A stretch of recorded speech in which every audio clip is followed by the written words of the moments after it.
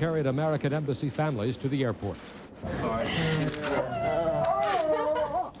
At Logan, a local teacher got home this afternoon after leaving Beijing 2 days ago.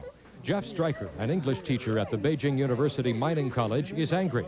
Angry about what's happening in China, upset with the U.S. handling of the crisis. The American government they should pull their embassy out of there. I mean, an embassy in China is basically you're saying that you're giving legitimacy to a government.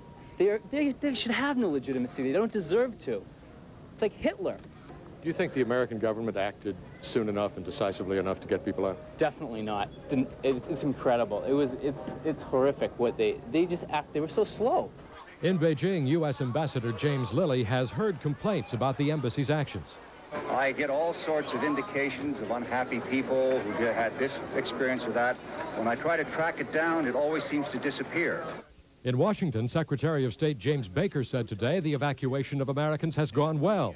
He said the situation is too clouded to know who's in charge in China. The Chinese themselves at this point in time are not shedding a lot of light on this, which I think is another indication of the fact that there is a power struggle going on in China.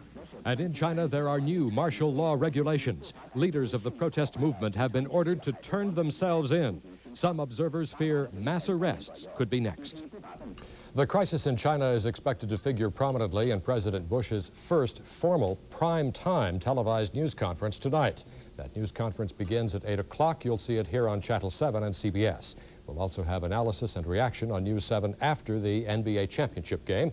Plus, we'll have the latest on the unrest in China.